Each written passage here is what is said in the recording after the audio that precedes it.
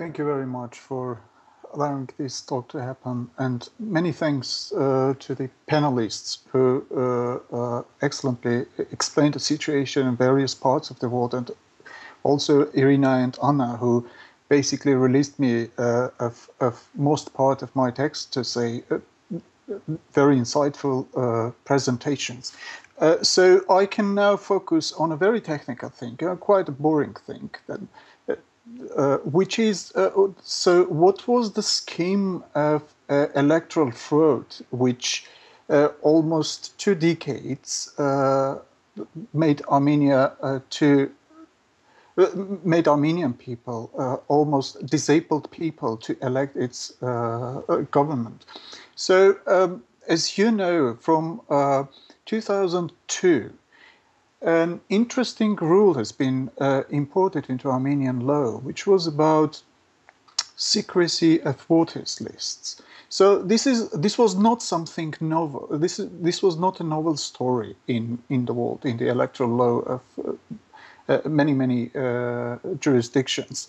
But for Armenia, its consequences were devastating, and the reason was Armenia's specifics. As you know, almost 40%, according to very balanced statistics, of voters of Armenia since beginning of 2000s lived outside of Armenia. So secrecy of voters list did not practically allow anyone to supervise over the correctness of figures of participation. So the figures of participation, I'm speaking about figures and facts, and I'm speaking about very technical things. But I think these technical things are worth to understand and bear in mind when we are speaking about the electoral process, especially participation of diaspora to that process, and especially ascertaining in which stages of this process it is expected that diaspora will be more effective in. So the secrecy of this voters list allowed the power of the day almost on the scale from 300 to 450,000 votes add on to the list of the votes for them, which practically means, in terms and figures of Armenian electoral statistics, that there is no practical possibility to change the government, because any party having whole administrative resource which will add these figures to their ballots will be almost the winning party, or winning political winning candidate in presidential elections. So up until 2016, this was a matter of law, that the secrecy of voters list was maintained in Armenian electoral law. In 2016, the opposition, with technical assistance of some NGOs, negotiated a new amendment to electoral code. This is very important to take into account, especially when we're speaking about participation in upcoming elections. Negotiated a new amendment to electoral code by which the voters list will be published within 12 hours closing of polling stations. This is an enormous step forward, but step forward in order to estimate the real number of participation in elections. I wouldn't say that this will allow, in an absolute terms, to estimate fix the real numbers of participation, but in a way, this is the major.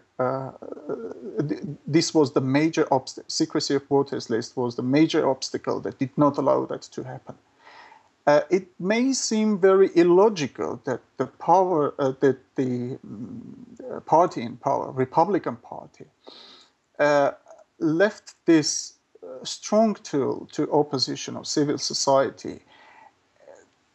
This does not mean that the Republican Party is, my understanding of the situation is, this does not mean that the government and political and Republican Party aim at having free and fair elections in terms of to leave the people to elect its government.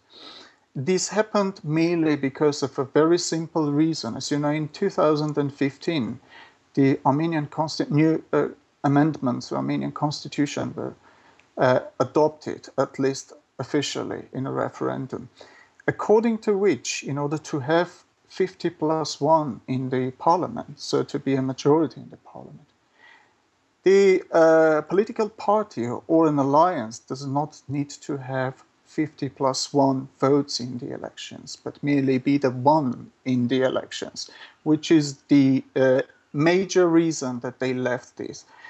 To wrap up this short presentation, I want to say that it is not expected that Republican Party will leave its power during next elections. But what can be done, which is very, very useful in order to build the long-term strategy of democratization of Armenia, is it's the first time that the participation numbers will be estimated close to reality. And so the second stage will be already to fight against the so-called bonus model of composition of power in Armenia, which I hope there will be time to speak about.